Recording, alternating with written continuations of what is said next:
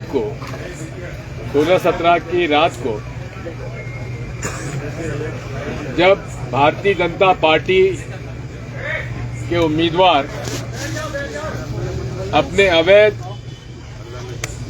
धंधे की कमाई का पैसा का कुछ हिस्सा वोटरों को खरीदने के लिए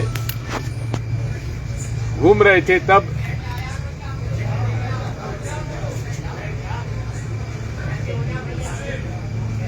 नाती राजा को जानकारी मिली और उसके लिए वे उसको रोकने के लिए गांव में पहुंचे। वहां 15, 20, 25 गाड़ियां सामने से आ रही थी। जानवर वहां बैठे थे, इसलिए गाड़ी रुकी। उधर से उनका गाड़ियों का वो कारवां आया और उन्होंने कहा कि अब गाड़ी निकाल लीजिए। इसी बीच पर वो गाली गलौज करने लगे, मां बहन की गाली देने लगे, डंडा निकाल के मारने पीटने लगे और उसके बाद एकदम से गाड़ी चला दी और सलमान ने खींचकर नाती राजा को गाड़ी में अंदर किया, लेकिन वो शहीद हो गया। यदि ये कोई हादसा होता तो गाड़ी रोकना चाहिए था। जिसको चोट लगी है उसको अस्पताल भिजवाना था, लेकिन ये तो जानबूझकर रौंदा गया है और लगातार 15, 20, 25 गाड़ियां उसके ऊपर से निकल गई। ऐसी खबर आ रही है।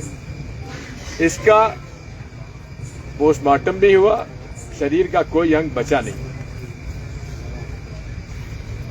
साथियों, मुझे जैसी मालूम पड़ा, मैंने कल एसपी साहब से बात की। उन्होंने कहा हम आपको आश्वस्त करते हैं कि हम गिरफ्तार कर लेंगे। उन्होंने मुझे सूचित किया तो उन्होंने, और उसमें वो आरोपी हैं जो दिन भर प्रचार करते रहे, वोट डालते रहे, लेकिन किसी की गिरफ्तारी नहीं हुई। इसका हमें दुख है।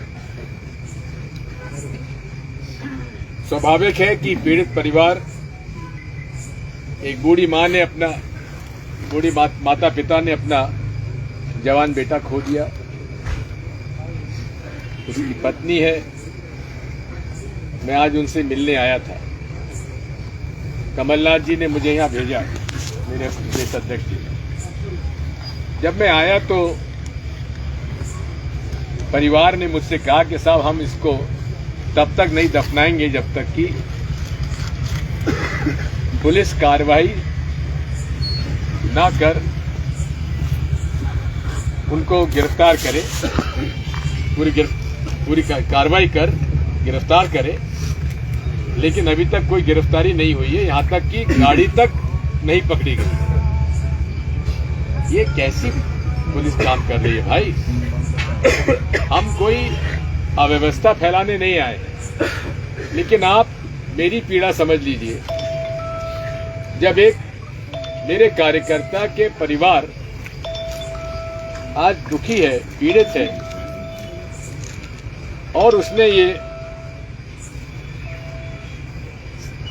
कहा हुआ है कि वो नहीं दफनाएंगे जब तक कि पुलिस कोई गिरफ्तारी ना करे। अब आप बताइए, मेरे सामने क्या विकल्प बचा? क्या परिवार को छोड़ के मैं चला जाऊं?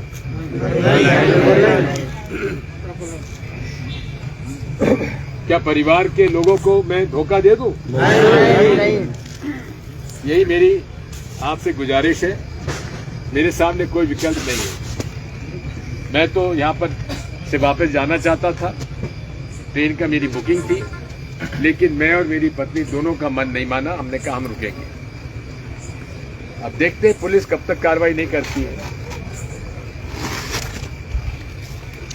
हम वहां 5 घंटे बैठे रहे, जब लगा कि कोई कार्रवाई हो ही नहीं रही है, तुम्हारे पास और क्या विकल्प बचा?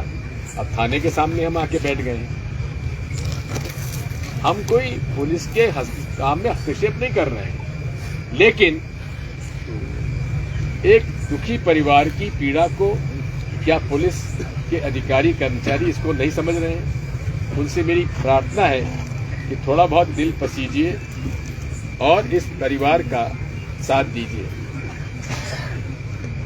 अन्यथा मुझे प्रदेश भर के कार्यकर्ताओं से अपील करना पड़ेगा कि हम लोग अगर ऐसे वक्त में कार्यकर्ताओं के लिए खड़े नहीं होंगे तो हम काहे के लिए कांग्रेस कार्यकर्ताओं को अपने साथ लेके चलते हैं। अगर हम ऐसे कार्यकर्ता के परिवार को अकेला छोड़कर अपने उससे काम लेते रहें, उसके साथ ना दें, तो फिर हम कांग्रेस के प्रति समर्पित नहीं हैं। और ये सूचना मैं अपने सभी मित्रों को प्रदेश भर में भेज रहा हूं और हमारे कमलनाथ जी अध्यक्ष जी से राय लेकर बाकी मैं आपके साथ